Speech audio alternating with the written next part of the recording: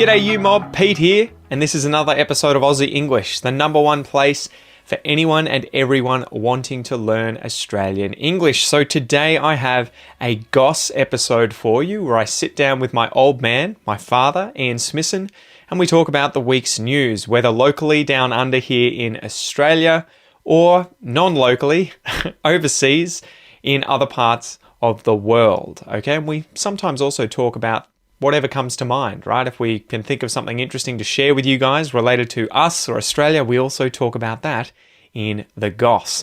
So these episodes are specifically designed to try and give you content about many different topics where we're obviously speaking in English and there are multiple people having a natural and spontaneous conversation in English. So it is particularly good to improve your listening skills. In order to complement that though, I really recommend that you join the podcast membership or the academy membership at aussieenglish.com.au, where you will get access to the full transcripts of these episodes, the PDFs, the downloads, and you can also use the online PDF reader to read and listen at the same time. Okay, so if you really, really want to improve your listening skills fast, get the transcript, listen and read at the same time, keep practicing, and that is the quickest way to level up your English. Anyway, I've been rabbiting on a bit, I've been talking a bit. Let's just get into this episode, guys. Smack the bird, and let's get into it.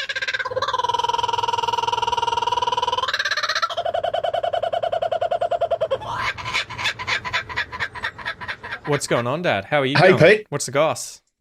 How How are your stitches? Are they healed yet? are the stitches? Well, the answer in terms of people when they are listening to this is probably, I hope so. Mm-hmm. But the real answer is they're about 2 hours older than when we first introduced the topic. So mosquitoes.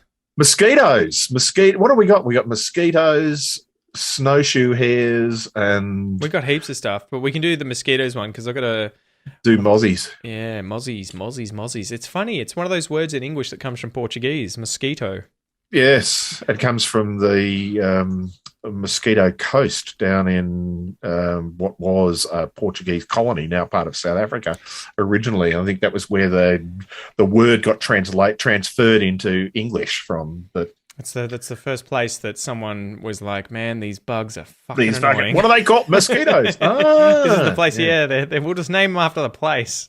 Yeah, exactly. Oh, man. So, yeah, new Australian research could help eradicate the spread of mosquito-borne disease. Yes. So it's funny when they say this, I'm always like, disease. Okay, so this can either be immeasurable or it can be a measurable noun. So you don't know. Are they saying a single disease? And then they're going to be like, by the way, it's Zika virus? Yeah. Or do they mean disease as in the immeasurable noun of just disease? Generic. Mosquito-borne disease. Yes. In this case, it's a particular set of diseases that are carried by Aedes aegypti. Probably the other than the mosquitoes that they carry malaria, which is Anopheles. The Anopheles genus, different from this one. They are the most common mosquitoes in the tropics that carry various things like dengue fever, yellow fever, and Zika virus, which are the three most famous ones. So it was a cool little research project in this case where these researchers found a bacterium that would sterilize male mosquitoes.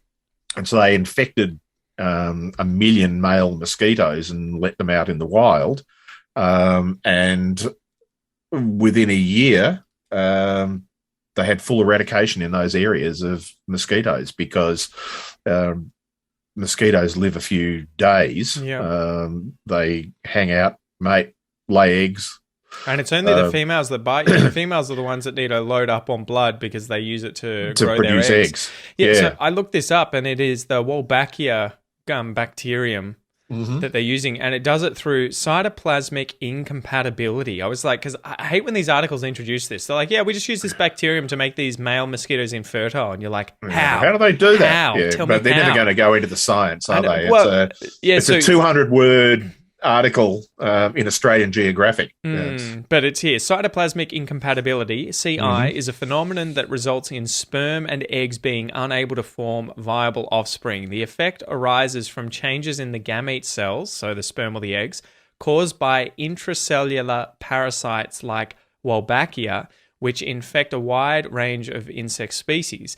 As the reproductive incompatibility is caused by bacteria that reside in the cytoplasm of the host cells, it is referred to as cytoplasmic incompatibility. So yeah, and in 1971, a few people from UCLA demonstrated the etiological relationship of Wolbachia infection and cytoplasmic incompatibility in Culex mosquitoes when they found that eggs were killed when the sperm of Wolbachia-infected males fertilized infection-free eggs.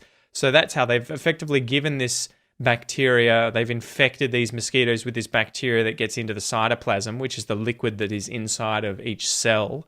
Yeah. And then when the sperm fertilizes eggs of females in the wild, it kills the eggs and makes them inviable. So that the I think what actually happens is that I think something weird happens where the gametes obviously can't join together to then turn into a blastocyst, or the embryo and everything. Yeah. So really, really interesting how you would never think that you look into this biological pathogen or something in one species and you can then use it to eradicate a pest species which is carrying these diseases which are a problem in Australia and many other parts of the world.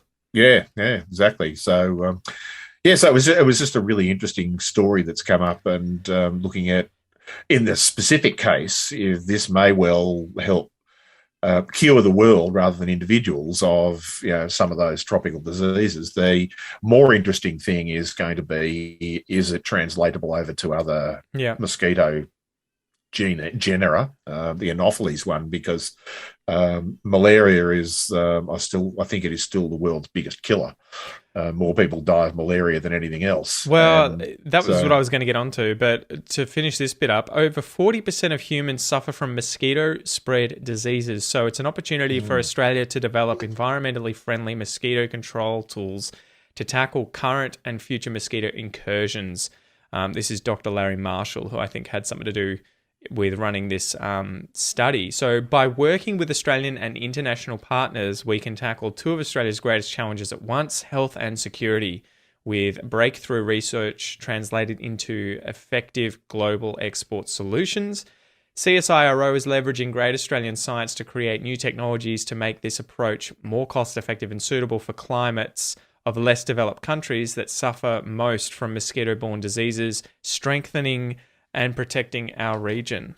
Let me just some fluff on my head, making sure that wasn't a spider crawling over my head. Head fluff. Yeah, so it was really cool. And it came, I think, on the back of an article, I think this was from last week. The WHO recommends a groundbreaking malaria vaccine for children at risk.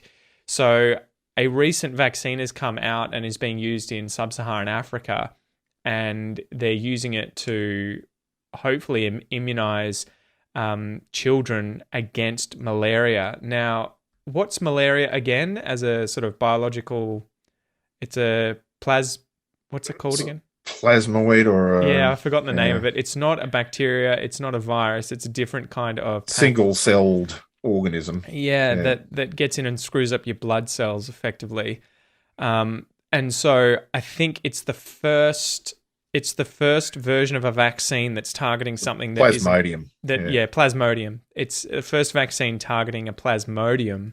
And it's an interesting one because I think the studies have shown that the vaccine's not harming children. It doesn't have any of these nasty side effects or anything, but it only causes something like 30 to 40% reduction in severe malaria. So obviously there are some issues there with how you trick the immune system into fighting off a plasmoid or plasmodium like malaria in comparison to a virus or something like a bacterium. But it's the first step towards vaccinating the world's population against malaria, because I think it's 800,000 children get malaria every single year, and I think it's 260,000 that die from it. So it is significant. It's crazy. Yeah, but if we can, 260,000 under the age of 5, die from malaria annually. Yeah, if we as humanity can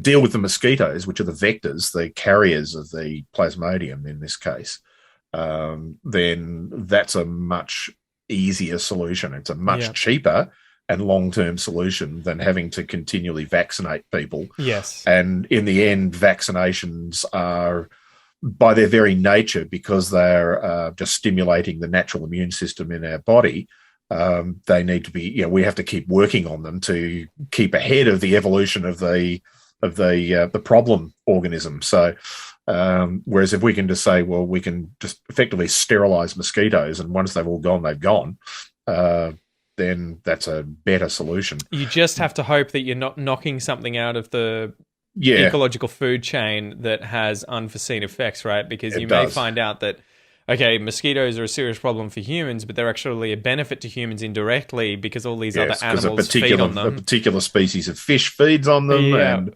that fish is a food source for a fishery industry, as an example. I mean, I'm just making that up. Yeah. But yes, you don't want to create the cane toad problem.